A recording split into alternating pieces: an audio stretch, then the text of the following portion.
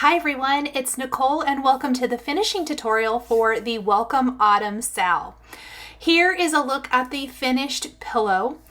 In order to create our pillow today, here is the finished stitch, and I used a much larger piece of fabric than I needed. So I am going to quickly kind of show you. I'm going to grab a ruler. We're going to cut it down. We're going to adhere the interfacing and all of the things. So these are the supplies. I've got my finished stitch, the interfacing background fabric, chenille trim. I'm using Bird's Nest from Lady Creates, a ruler, a rotary cutter, and a heat erasable pin. I also have a pressing cloth. So let's move some of this stuff out of the way. The first thing we need to do is determine how big our stitch is going to be. Keep in mind, I am going to be doing this in real time for the most part until we get to like some of the stitching and things. And then that I will speed up just for the sake of not sitting here forever. It did take me probably about an hour and 45 minutes to finish this. I was filming, so that does take a little bit longer. I am using a hot iron, no steam. I did put my pressing cloth on my wool mat there. I use the wool mat for pressing. That's when I'm quilt piecing or cross stitch. I flipped my stitch upside down and I'm using the pressing cloth so that I don't smash my stitches. And I want to get the section that I stitched nice and flat. I want to get all those seams out. I don't know if you can use steam or not. I think it's recommended not, but if you like to use steam and you don't have any trouble, I'm not going to tell you one way or the other. I generally just use a really hot iron. So I have got the wrinkles out of my stitch. I'm going to go ahead and move my pressing cloth and my wool pressing mat aside. And I was so nice and folded this up, but I got to get it back out multiple times. So there's that. From here, what I like to do when I'm creating a pillow like this is I have found my happy place is about 3/4 of an inch away from the stitching. For this design, I feel like measuring 3/4 of an inch from the bottom of the little plaid border is going to be best. I have a clear ruler that I can see through. You can use any size that you have. This is I think it's a 4.5 by 8.5. And I am using this pin. Now this is going to be in the seam allowance. You're never going to see it. This one goes away with heat, so with the iron it would erase as well. I think it actually probably does. But I am measuring 3/4 of an inch away on all sides. So I'm going to start there at the bottom. I kind of briefly thought about a 1/2 inch. So I'm going to hold my ruler here and look. Now if I do that, my stitching, because I'm using a 1/4 inch foot, is going to be only 1/4 of an inch away from the stitching. This is why I say my happy place is about 3/4 of an inch away. That leaves a 1/2 inch border all the way around the stitching design, which I feel is not too close and not too far away. If you want a bigger pillow, if you want more space around your pillow finish, you would measure out further. Maybe you want 1 inch, maybe 1.5 inches, whatever the case may be. So I am lining up from the outermost point of my stitching at the top and measuring 3/4 of an inch away. So that's going to be 3/4 of an inch away from the tippy top of my sunflower. I am also using my line that I drew before, as well as the lines on my ruler with my stitching to help line things up. Same thing with the right side of the stitch, 3/4 of an inch away from the right side, and then 3/4 of an inch away on the left. My motto, as well as probably any quilter or sewer you have ever listened to, says measure twice, cut once. So I definitely follow that to a T. I'm going to get a bigger ruler just because my fabric is big.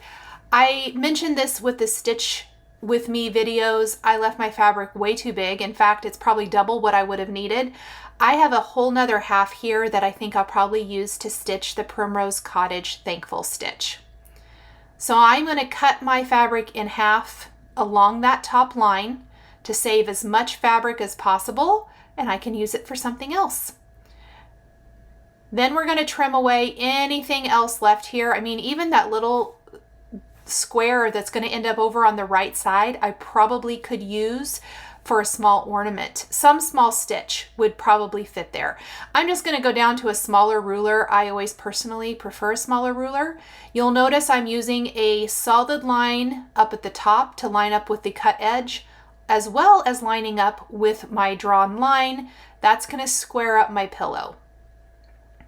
This video is going to be about an hour long. It's because I wanted to keep it in real time, so hopefully that it's easy to follow if you want to copy this, no matter what kind of little pillow finish you want to do. And it's same thing. I'm going around the rest of the sides. I line it up with a solid line on my ruler. I lined it up with a solid line at the top and the bottom, as well as my drawn line, and cut it. So now that I have that, I'm going to just line it up with the grid on my cutting mat, and I'm going to measure how big it is. Now my stitch ends up, it's almost 9.5 inches by 4.5 inches. That means my finish size is going to be about 8 3/4 by 4. It's not going to be quite that. Now this is a really jank piece of interfacing that I have left. This interfacing is my favorite. I use it all the time. I have a huge bolt of it. You can buy it in much smaller pieces if you're not going to be making a lot of pillows. I used this bolt. In fact, this is my second one when I made pencil cases, and I use this for it. So I have used it a lot. I use it all the time, and I did buy a bolt. I will provide links for this. It's a lightweight interfacing, and I had used this because I had made something for an event I'm having, and that's why I kind of had this kind of junky piece left. But I'm just going to go ahead and cut it down to 4.5 by 9.5. Now, when I do that, I did find out that my cross stitch piece I think is going to be slightly smaller, and I will pop up here in a minute exactly what size that is going to be. So you're going to want to cut your fabric to 9 1/4 by 4.5. So I need to get my pressing cloth that I folded up so nice back out, because I am going to put my stitch face down on the pressing cloth, which is also on my wool mat. Now, when I actually iron, do I iron on my self-healing mat? No. But for such a short amount of time, I actually have a rolling cart that my wool mat fits on, and I will tell you why. Is because I've ruined a cutting mat because the heat warps the cutting mat. But for such a short time, and I'm not using steam, I was totally fine. Now you might notice I'm picking the iron up and placing it down instead of moving it back and forth, and that is very purposeful. If you iron on the interfacing, pardon me, you don't want it to wrinkle up. So I pick it up and place it down, and I hold it for about 10 seconds, 8 to 10 seconds in each spot, just to make sure it's nice and secure. And this is really where I kind of realized that my stitch is slightly smaller than 9.5. So please use that measurement that I added up at the top if you want to make it just like mine. Now, please keep in mind, you could do any measurement you want. I am just showing you exactly what I did. So this is the fabric I used for the back of my pillow. You only need a scrap. This is a fat quarter that I am cutting from. I'm just going to press all of those creases out of the fabric first and cut about a 4.5 inch strip from this end, and then I will cut it down to 9 1/4 by 4.5 to use as the back of my pillow. You don't need very much fabric. A scrap will do. I know I've got lots of questions about how much fabric, and really until I filmed the tutorial, I wasn't exactly sure. I knew it wouldn't be a whole lot. If you have a fat eighth, a fat quarter, a scrap of fabric, that's going to be plenty. This is literally a fat quarter left over from, I'm using the other part of it for another project, but it's not a ton. This ruler is not really the one I would normally use, but I had it out. You would really want one long enough to match the fabric, but it's going to be okay for our purposes here. Don't really cut towards yourself. Don't do what I do. I guess I didn't cut towards myself this time. I always fold my fat quarters, if it's a big enough piece, back up and I place it where I keep it. I keep my fat quarters in bins by designer, excuse me, and within the designer by color. I don't have tons and tons of fat quarters really. I have probably more yardage than fat quarters. If I do have pre-cuts like fat quarters, it's usually for a project. And then from here, I am going to trim this down. I'm just going to clean up the edge. I want everything to be super, super square. I'm going to smooth that out and we'll just trim this down. When I take this to the front of my little pillow, and that scrap I just put in my scrap bin. When I take this to my pillow, it's really evident that it's too big. So I'm going to put it here and I'm just going to give it a quick press again. Your iron in any sewing project is your best friend. I used to be not as good about it as I am now, and I am very, very careful. I iron everything because it's worth it.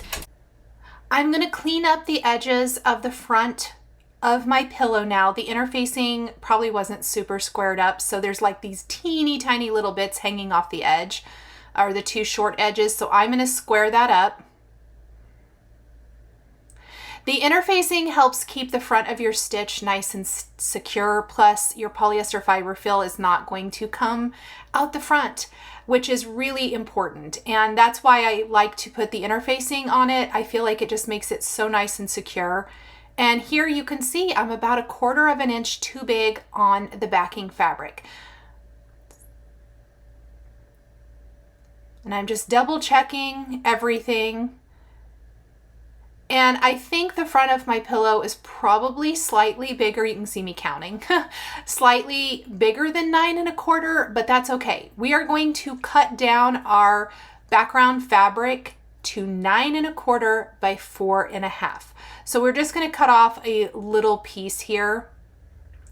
This is me like double, triple measuring. I don't want to accidentally cut my stitch piece, so I'm just going to move that.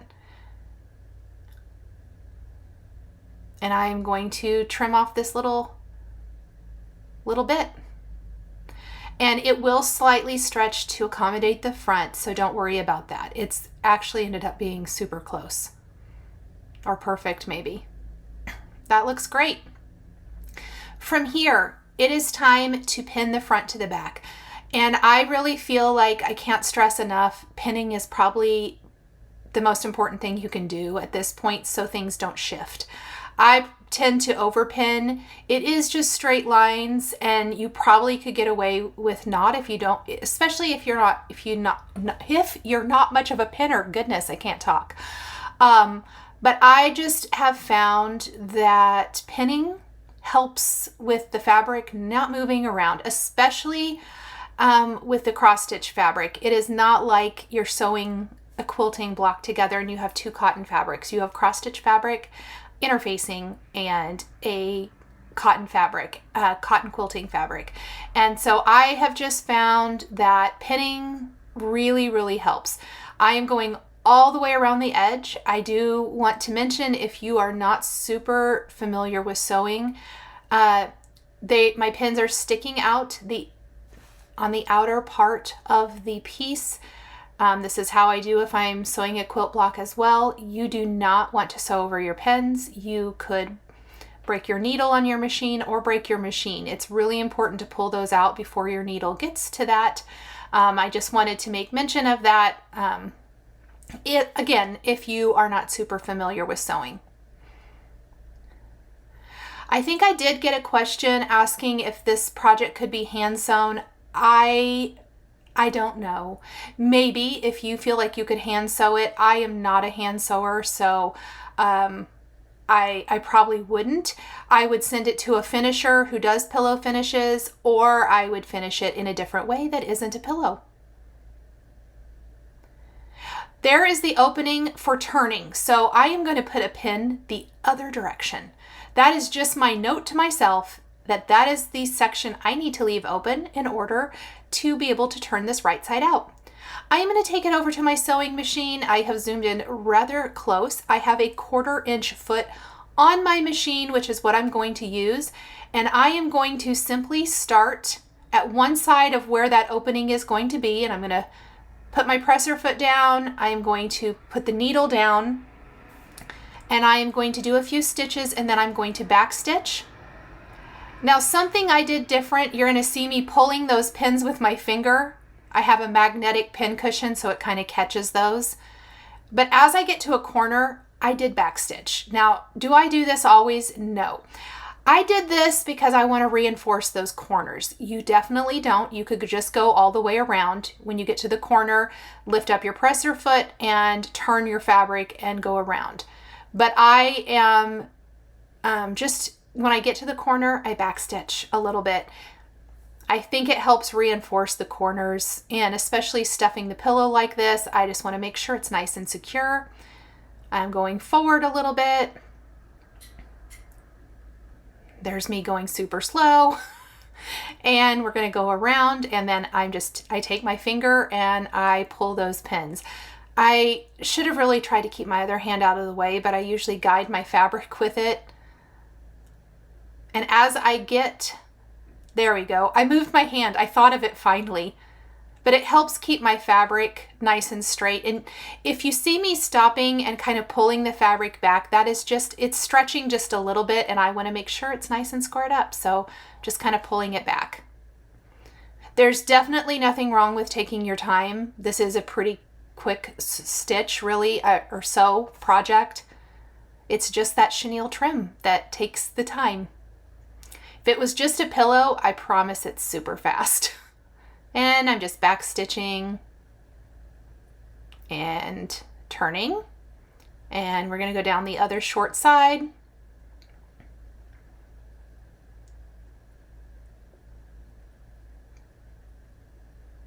Until we get to the corner.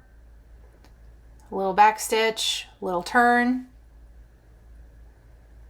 And we are almost to where I put the pin, horizontally, which is my note to not come too far. We're going to back stitch right here so we can flip that right side out. So I am going to lift this up. And yes, my machine does have a thread cutter. That's why you're not going to see scissors really for that. I did have a couple of long strings from starting. I had to rethread my machine. I don't normally have super long strings. So I'm going to snip those off.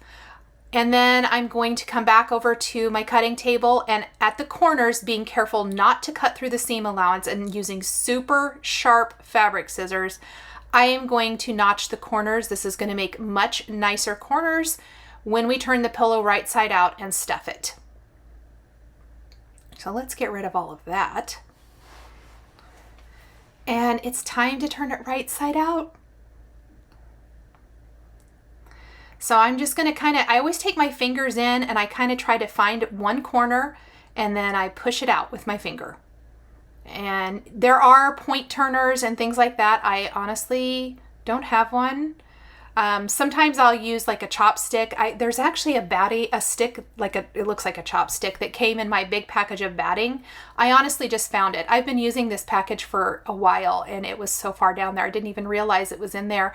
You can use something like a chopstick or that to help turn the corners if you need to, but I usually just kind of gently push them out like so. You can see me using the tip of my finger to just kind of gently, you don't want to push your finger through it, so you want to go gently, push that out. And that's generally why I don't use something sharp, is because I don't want to put a hole. I have done that in the past. So once I have my pillow turned right side out, we are going to grab our wool pressing mat and our pressing cloth, and I am going to press this flat. I'm also going to press the opening down there along the bottom. You can see it's kind of janky. I always like to press it in about 1/4 inch. So let's get that pressing cloth that I just insist on folding up because I think I'm done every time. I'm going to place it upside down, and I want to just really make sure that that seam is nice and pushed out and straight. And I'm going to take my hot iron and just give it a good press. The turning inside out or right side out, I guess, of projects often leaves them a little bit wrinkled, and so I always like to give it a good press. And then I'm just folding in that seam allowance and pressing it flat. That also really helps when we go to do our ladder stitch here in a bit. So there's our pillow. At this point, you could stuff it, stitch it shut, and you could be done. Especially if trims and things are not your thing. And I think that's just as cute as well. I'm a big fan of kind of simple finishes, and so I think that's definitely fun. Okay, this is going to be speedy because literally, you guys, it's me stuffing the pillow, and I wanted to save a little bit of time because this is, it's not super time consuming. You're going to notice I'm going to go on one side and I am really pushing it in there. When I'm pulling apart the polyester fiber fill, that is called lofting. Lofting makes it, you don't want to take it right out of the package and put it in your pillow, or you're going to have lumps and bumps everywhere. By pulling it apart between your fingers like this, the lofting, it really, really gives your pillow a nice finish, but you want to stuff it really full. I don't like my pillows to sag. So my rule is stuff it as full as you think it needs to be, and then stuff it a little bit more. I promise you'll be happier with the results. That's going to make it so it doesn't have those sags. Either it's generally kind of right in the middle where it will sag and kind of bag a little bit. That is not what I'm going for. I am going for a very firm pillow finish. And you'll notice once I get it pretty full, I'll start rocking it back and forth with my hands to just kind of smush it around and flatten it. And it gives you a very good idea of how full it needs to be. So I stuffed it full, I pinned it shut, and I was like, nope. And guess what? I opened it back, or I took the pins out that I used to kind of temporarily close it and filled it a little bit more. You're really getting a good idea of how much stuffing it takes to fill even just the tiniest of pillows. Then you're going to take that opening and you are going to pin it shut. So this is where I pinned it shut, but I open it back up and I fill it more. Because I can feel like a spot in the middle that I don't think looks good. So we're going to loft a little bit more. We're going to shove some more polyester fiber fill. That's a lot of fiber fill, you guys. It's amazing to me how much fiber fill it takes to stuff even the smallest pillow to make it nice and firm. Okay, it's looking good now. I am going to use about 3 pins to pin this shut. It honestly just kind of helps hold it shut while you work on your ladder stitch. So let's move the polyester fiber fill out of the way. Let's grab some thread and a needle. This is not like a cross stitch needle. This is just a sewing needle. I am going to cross my thread in front of the needle, and I am so sorry this is blurry. I wish I had known that when I videoed it. I'm going to wrap the thread around, or I'm going to cross it. I'm going to wrap it around my needle a few times, and then I'm going to grab that and pull it all the way to the end, and it knots the end of your thread into, let's see if I can get it to, see that teeny tiny little knot? And then I just snip off anything hanging off the end of that. I'm going to take my needle then, and I'm just going to kind of go in a little bit on one side. And I'm going to pull that all the way to hide my knot inside of the seam allowance.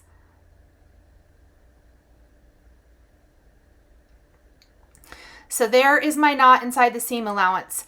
To do my ladder stitch, I am then going to, and I promise my ladder stitch really didn't look all that great. I have done so much better, but this should at least give you an idea.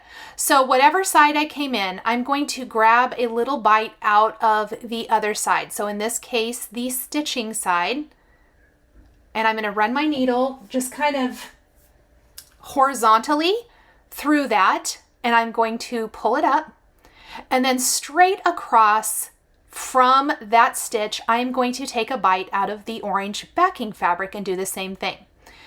And I am just going to, I may have to take the pins out, or that first pin out. So I'm going to grab a little bite out of this one. What's going to end up happening, and I can do so much better. This was not my best work, but it's going to leave this ladder. And as I take some of the pins out, you're going to see that the ladder is kind of loose. But when I pull it tight at the end, it kind of pulls all of those ladder stitches up tight, and then you'll tie it off into a knot. But I'm going to continue. So I'm going to take a little bite out of the cross stitch side,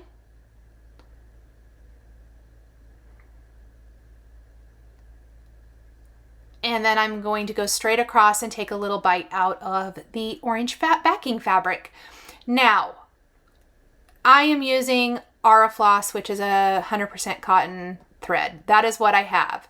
I have heard from several finishers that the polyester blend thread that you can get pretty much at any craft store or discount store is probably a little stronger.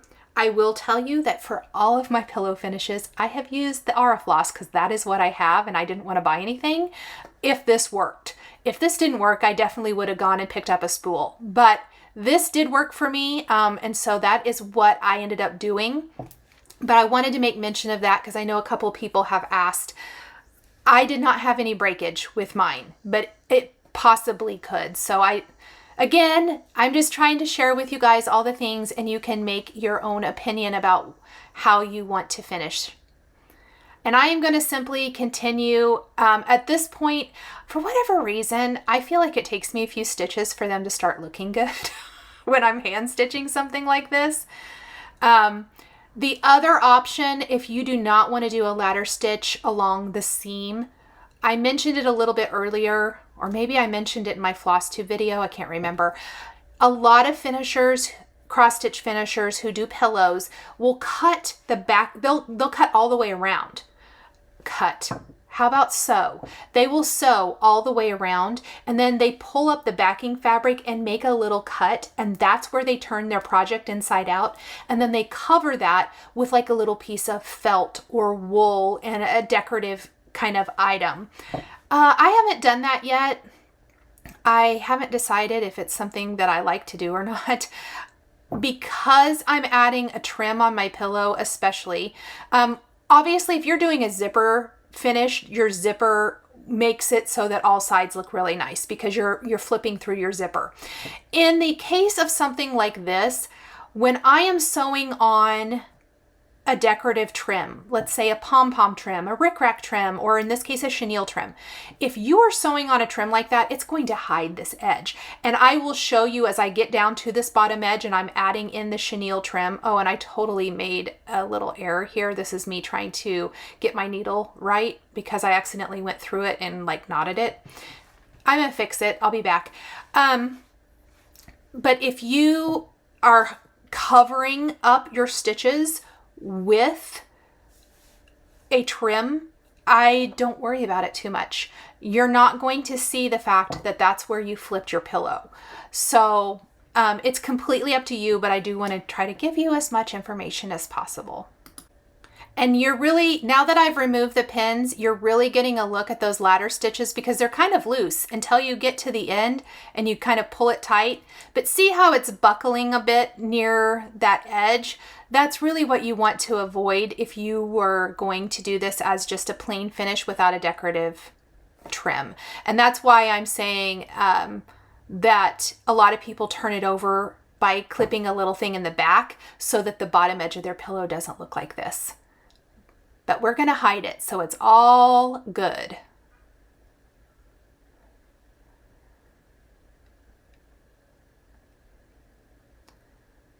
This is really just not my best ladder stitching, but that's okay. Embrace the imperfection.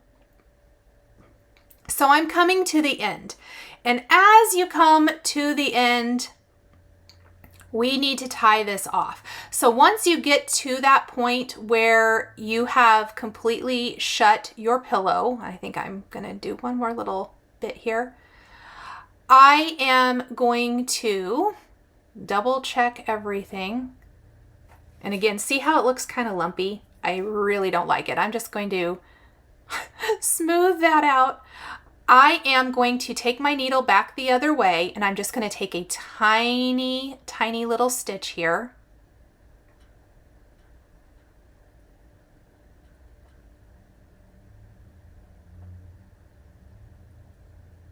And I'm going to then, through that loop, I'm going to pull my thread through twice to create a knot. And I'm going to pull that tight. And then I'm going to, I guess I snipped it. Usually I go back through my pillow and pull it through the back. ignore that. So the bottom of my pillow is not the prettiest. And I could have redone it. Sometimes I do. But I really thought I'm going to leave it so you guys can see exactly what I do and how it's not the end of the world. So right here is where I am going to overlap the chenille. This again is the Bird's Nest chenille from Lady Dot Creates. So pretty. I purposely picked this one. I thought it kind of pulled out the brown in the project, plus it provides a nice contrast to the orange fabric on the back. I think if I had picked a brownish beige fabric for the back of my pillow, I would have gone with the Jack trim. It's a nice orange. It's what I used for Bucru. I am picking out what thread I want to use, and I am just going to go ahead and use the same thread that I used for the ladder stitch to stitch this shut. It is Aurifil 2026. It's kind of a ivory. It's not a pure white. I thought I might use brown, and that's what I pulled in a second ago, but I think brown is going to show up. We are whip stitching our chenille trim in place. So just like I did before, I am crossing my floss over my needle. I'm wrapping it around, and I think I, again, was way too close to my camera. I may have to show that again in another finishing tutorial sometime, and creating a knot. So that's what I need to do first. I need to snip anything hanging beyond the knot off. And then I did pin my chenille trim in place a couple of spots. It doesn't hold it that great. I'm going to take a teeny tiny bite out of the bottom of that to hide my knot into that seam allowance. And I'm going to wrap my thread around the chenille trim. So I'm right here. Getting started is always the hardest part. I'm going to wrap that around. I'm going to put a different pin in. Hold on. I'm going to wrap it around the chenille trim, and I'm going to come around, and I am going to take a teeny tiny bite out of my fabric, and we're whip stitching this in place. And we're literally going around the chenille.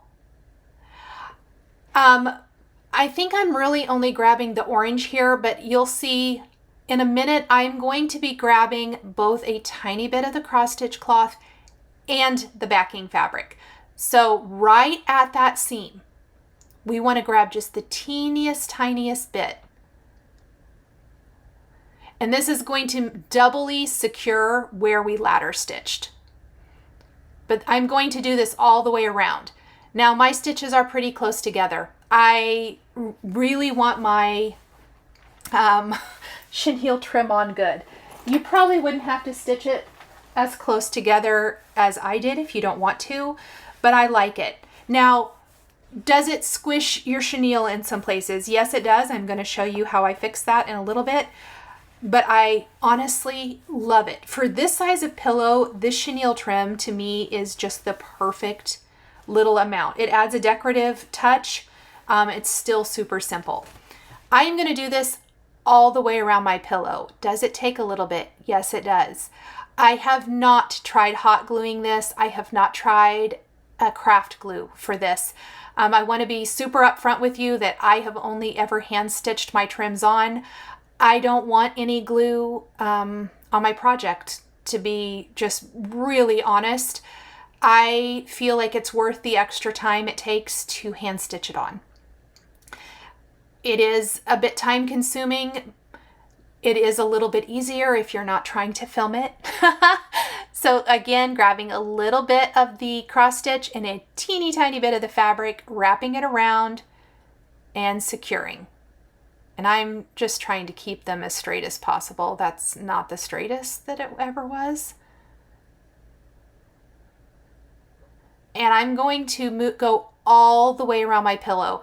I am going to do this in real time for just a little bit before I speed up the video quite a lot. Just to save time. In real time, it did take about 40 minutes to stitch this on.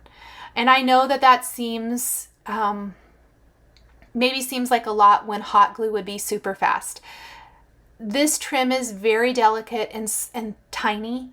I just don't know if hot gluing would be great. I had questions when I did shared my other 2 pillow finishes where I did a chenille trim, where I had questions, you know, can you hot glue this? Can you glue it on? And my answer is I really just don't know. You could try. I would probably not try on my finished cross stitch. I would do a sample and just use a tiny bit of the chenille trim on something you don't care about as much. I don't want glue, hot glue or otherwise, on my cross stitch. And with this, it makes me nervous. I'll just be straight up. When I do use a hot glue, I will tell you, or craft glue, I will tell you there will be finishing projects and things where I will. But one of the reasons, let's say your pillow gets maybe dirty, or you get tired of it, or you don't like this finish anymore, you could potentially pull this apart and frame up the Welcome Autumn in a different kind of finish, or you could remake the pillow. And when there's no glue on it, very easy to do. So because stitches can be removed. Stitches, I did stitch this on. It would take a minute or two to unstitch it all, but not near as long as it takes to put it together. So it's really up to you guys. I just want to show you exactly what I do. See that teeny tiny little bite? It's very small. I don't want to take a huge one. Now, if you were doing a zipper finish, remember I have a video tutorial where I do a zipper finish. You could do that and add a chenille trim. If you have a pillow insert in, you're going to want to be careful you're not taking too big of a little stitch there and grabbing the pillow insert. But as tiny of a stitch as I'm taking to attach the chenille trim, you should be able to do this even if you do a zipper backing. So maybe you like the look of this, but you don't want to do a ladder stitch. You'd rather do a zipper pillow finish, or you want to make your pillow a little bit bigger. Let's say you're sewing on some fabric around the 4 sides and you're making it a bit bigger pillow finish, and you're putting a pillow insert inside and you're doing a zipper back. You could also still add the chenille trim. You just want to make sure you're always taking this, I call it a bite. You just want to take the teeniest tiny little amount. Now the corners can be a little tricky. You just want to do the same thing. I tend to make sure that I have quite a few stitches going around that corner. And by taking a little bit of the cross stitch fabric and a little bit of the backing fabric with each stitch, it's hiding the seam and it's keeping it very nice, just hiding where those fabrics meet.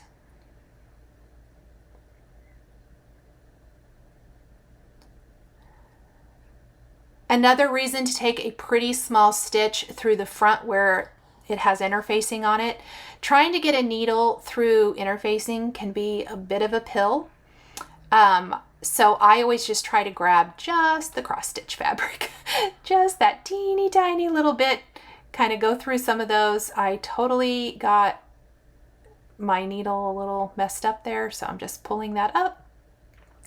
And we're coming to the corner. And then as soon as we round this corner, I am going to speed up the video. I just want to show you how you get to the corner here, taking where it has a little more fabric because of the corner. We did trim the corner, but there is a little bit more fabric there, a little trickier. Just take your time. One thing I want to note, so obviously for video purposes, I have this on a table. I'm trying to keep it within the camera frame. I'm not always successful. If you are doing this while you're watching your favorite TV show or whatever, my suggestion is to sit in a chair of some kind or a couch and place your pillow between your knees. It holds it nice and secure, and it's a lot easier. This was just for the sake of video. I can go much, much faster if I am not trying to keep this in camera frame. Now, I did have to tie off my thread partway through. I ran out and I had to restart. So you're just going to want to knot that wherever you're at, kind of like we did when we did the ladder stitch, and then run it through the back of your fabric and cut it off. And I don't know that I got the best video of that in today's tutorial, so I will try to refilm that in my next pillow. I'm sure this won't be my last pillow tutorial or stitching tutorial. So now we're just going down the short side. Same thing, tiny, tiny stitches.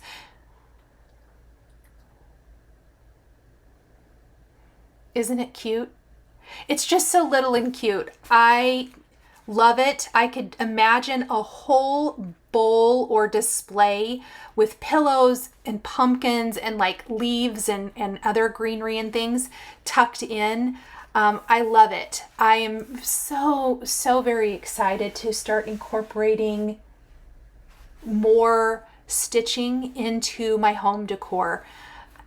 I think there's a lot of reasons, but one of the reasons I got away from stitching was I felt like everything had to be framed.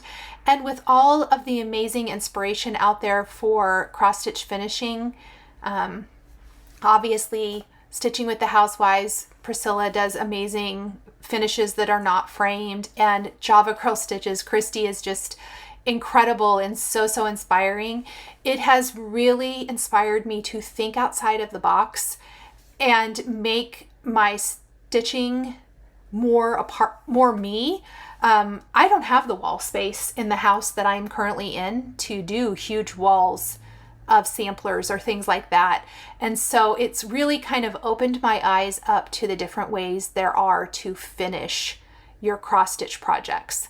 Now this could be a pincushion too. You can see I would probably put some crushed walnut shells or something in with this to make it a little weightier. But here is where we're speed stitching. Gosh, you guys, wouldn't it be amazing if we could not only sew our trims on this fast, but cross stitch this fast? I think I say this in my Flosstube videos, I always think I'm going to be so much faster than what I really am. Oh well, it is what it is. Corner, that's actually, even though it's fast, that gives you a much better visual of the corner stitching. And just squishing my pillow nonstop. Always squishing it, trying to get it the least lumpy and bumpy. Lofting definitely helps a ton. Oh, there I finished it, and you can see I knotted it, went down through the seam and came out the back and snipped it. It's looking good. Oh, my toothbrush hack. This is a clean toothbrush, by the way, never been used in a mouth. It is fantastic. If you have a little small brush or a toothbrush that you have not used, I actually use an electric toothbrush. So when the dentist gives me these, I save them for like cleaning or craft projects. But a great tip is to brush out your chenille with it. So I kind of did a little brushing, and that often helps with some of maybe where it gets sewn down. It kind of helps fluff it back up. So there's my hack for fixing it. I do think I show you here in real time as we get to the end of the pillow. I left this in. I wanted you to really see the entire process from start to finish.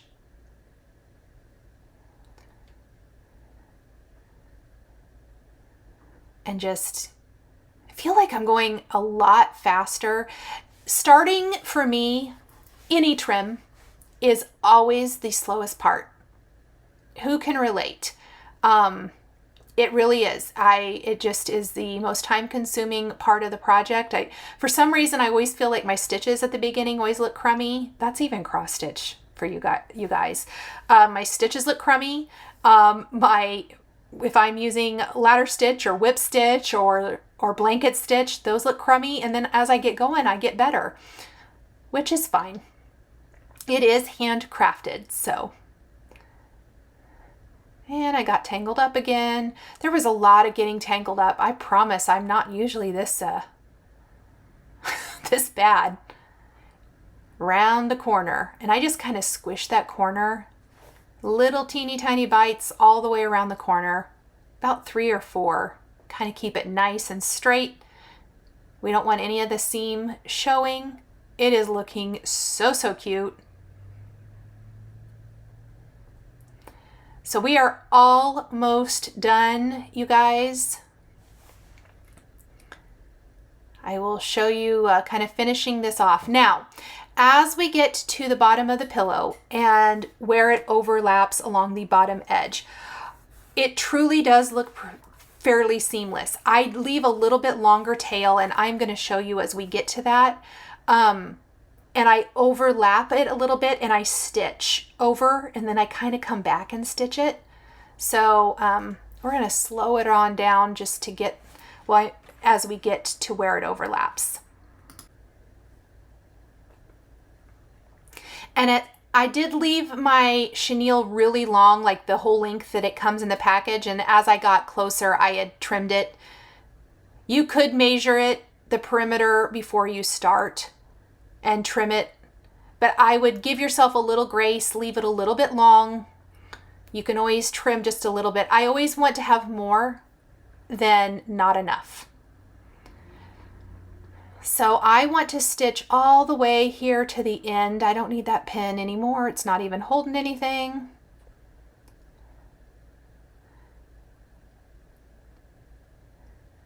And we're just going to stitch this, and then I'm going to snip my ends so that it just barely, barely overlaps. So see how it's kind of, let's just put our needle down for a minute. I'm going to snip the end, and then I'm going to pull the other side over and maybe about 1/4 of an inch or so overlap. That's it. You don't want a ton because you don't want it really bulky. Now where the ends are, you're going to notice a little bit of shedding, and that's okay. We're going to get rid of all of that here in a minute. So I'm going to stitch down this entire side first, or this end. And we're back down here along the bottom edge where you definitely want to kind of take a little bite out of both fabrics. That's just going to double secure, keep it shut. There are some, so that I'm using a Pellon, polyester fiber fill, pardon me. There are some Pellon like weighted packing material, I don't know what you want to call it, filler, that I did pick up at the store. I think I picked it up at Walmart, which I'm interested in trying like for pin cushions or something instead of walnut shells. Or if you want your pillow to be a little weightier, you could probably do a combo of the polyester fiber fill in those packing little pellets. I'm just curious. I may try it one of these days just to see. Like I said, with a sewn project, you can generally, pull it apart and redo it if you need to. So here's where those meet. So it's slightly overlapped. I'm just going to make sure now. I want to line that up. It's a little trickier. I want that to go over the two, and I'm going to pull. And it doesn't look super great right now, but it will. And I'm going to go past this a little bit to secure this down. And my chenille is shedding just a little bit here. It's okay. I would say my best tip for this part is to go nice and slow.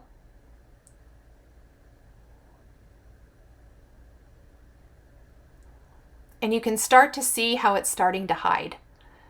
So I go past where they've met, and I'm just going to secure this other end down, and then I'm going to go back. And I want to really make sure where those two meet, it is secure and flat. I think I went one more this way before I come back. That's way too much. No.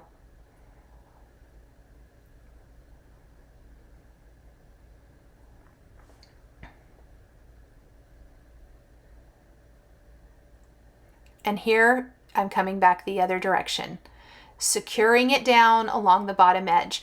Your bottom edge is going to be down in your bowl or on your shelf, whatever. So while I want it to look nice,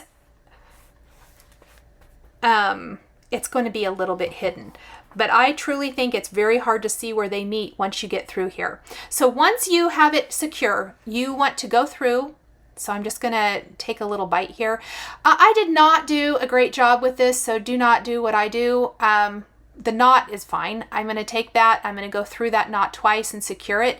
You want to go back through the seam. I went too far out, so I had to trim that up a little bit. You wanna go back through the seam. I don't know why I went right there. Ignore that part. Go through the seam, pull it through the back, snip it. And see here, I realized I did it and I was like, that's fine.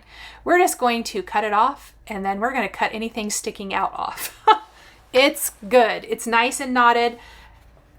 And then I am rough with it with my toothbrush brush, and I'm going to go all the way around my pillow, fluffing up my chenille. And that's gonna get rid of any of those loose, stray little chenille bits too. And that is it, you guys. I hope you love it. I'm going to just continue fluffing. At this point, kind of squishing my pillow, running it through my hands, all of that good stuff. And then I will show you my other two pillow finishes that I have done like this. You can see I rock it in my fingers. It is really nice and smooth. The lofting, I did a pretty good job lofting today. And there, I'm just going to show you all the sides. The bottom looks nice. Looks just as nice, I think, as the other sides. Here are the letters to Santa and Boo Crew pillows that I also did with this same exact technique. Boo Crew was quite a bit bigger. It did take a little bit more time to go all the way around. I actually broke it up into a couple days. It wouldn't have taken that long, but I got tired. But it's a fantastic way to add a trim. Pom-pom trims are going to be very similar. I am planning on doing a pom-pom trim pillow one of these days. And if you guys want me to, I can definitely show you a tutorial for that as well. So this is my pillow tutorial with adding chenille trim. This is our finishing for the Welcome Autumn Primrose Cottage Stitches SAL stitch along that we did in August of 2022. And thank you guys so much for stitching with me, and I hope you enjoyed this video. The supplies I used are listed and linked below the video here on YouTube. Thanks for watching, and we'll see you again next time.